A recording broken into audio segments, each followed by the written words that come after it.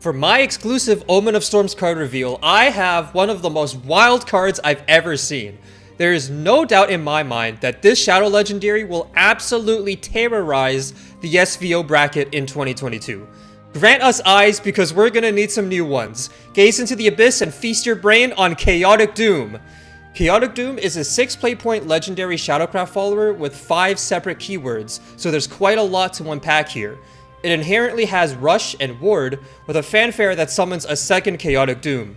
With Last Words, it randomly activates one of 5 unique effects. What's really interesting is the effects that are generally the least impactful have fatter numbers attached to them. This results in every effect feeling somewhat comparable in impact despite being radically different. The real star of the show is the Accelerate effect, which puts a Chaotic Doom into play and immediately destroys it. Since this is not a Burial Rite effect, Chaotic Doom will always activate its Last Words. Immediately triggering one of the random Last Words effects for one play point will likely be the main way for Chaotic Doom to be used. Nothing really says chaos like 5 random Last Words effects. The most striking aspect of Chaotic Doom is how effective each of these random effects are. Dealing 5 damage to a random enemy follower or restoring 4 defense to your leader for one play point is really good, and those are arguably the weaker effects. At such a low commitment, rolling any of the first 3 effects, or recovering an evolution point, drawing 2 cards, or dealing 3 face damage are all incredibly potent. As a 6-drop, Chaotic Doom is not impressive. It summons 2 5/5 bodies that can immediately interact with the board and offer some additional utility. Something similar already exists in rotation in the form of Monochrome Endgame, but there are several key differences. Endgame is premier evolve support, offering up to 3 evolves on turn 6, not to mention how useful Hemra can be as a 3-drop in board-based matchups. By contrast, Chaotic Doom is a huge question mark as to what it will accomplish on any given turn, so committing 6 play points to it seems very optimistic. Seeing as this is a new Last Words follower, there's a particularly blatant elephant in the room. With Chris and Wicked Rebirth in rotation, the question is, how can Last Word Shadow take advantage of Chaotic Doom's Accelerate effect? The most obvious parallel to be drawn is with Goldmine Necromancer. Undoubtedly, Goldmine Necromancer was indirectly weakened with the Ceres nerf. Even so, it brings so much utility to the table that it remains foundational to the Last Words engine. Goldmine will be leaving rotation when Storm Over Veil rotates out by the end of the month, so Chaotic Doom seems like the most filling replacement as a 1 play point Last Words accelerator. Last Word Shadow has always distinguished itself with its plethora of game plans for different matchups, so each of Chaotic Doom's effects can be useful. As far as Last Words is concerned, it's not so much about which random effect is rolled as much as hitting Last Words thresholds. Sadly, not having the option to destroy your own followers after Ominous Tyrant pops is a steep downside. Chaotic Doom's random effects are sometimes more valuable than Reanimate 3 on average, but if you are guaranteed to revive Otherworld Gatekeeper, Reanimate can potentially come out ahead. Arguably, Chaotic Doom's biggest limitation with respect to Last Word Shadow is its full cost of 6 play points.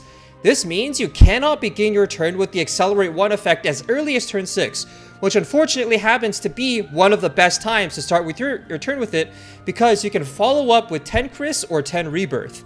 You can save a 1 playpoint card to bring yourself down to 5 playpoints, then play Chaotic Doom and Chris, but it's still an extra layer of inconvenience that will sometimes slow you down. This translates to holding onto Luna's Doll, or potentially playing a 9 Rebirth just because you're forced into that ordering. All in all, Chaotic Doom certainly has some limitations compared to Goldmine, but it's the best direct replacement we have. Chaotic Doom certainly does the job of stacking up Last Words, and the random effects are generally strong enough to be relevant in Last Word Shadow's breadth of strategies. It could very well be that Chaotic Doom's Accelerate effect is generically strong enough for it to see play in almost any Shadow deck. It's not an easy thing to evaluate before playtesting, since it's not clear what percentage of relevant effects you would need in a given matchup for Chaotic Doom to be considered strong. Furthermore, the random effects cannot be weighed equally. Even if 3 out of 5 effects are relevant, if one of them is extremely important, that could vastly change the overall outlook on the card. If Chaotic Doom is strong enough on average, it could be a solid deck filler card for archetypes that don't have anything more important to run. Guiding Bellringer Angel fulfills a similar role in most decks she's in, so there is precedent for running generically strong filler cards like this. For decks like Evo Shadow, this would be the main way to use Chaotic Doom. However, Bone Maven is already very popular since Evo Shadow likes having a cycle that reduces hand size while providing some much needed healing.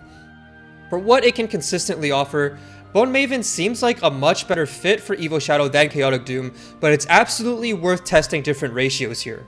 Chaotic Doom is one of those cards where the numbers are so good that it's just very hard to imagine a world where it doesn't see play.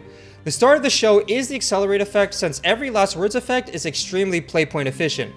Goldmine Necromancer will rotate out once Omen of Storms is live, and Chaotic Doom is looking like the best replacement for Last Word Shadow.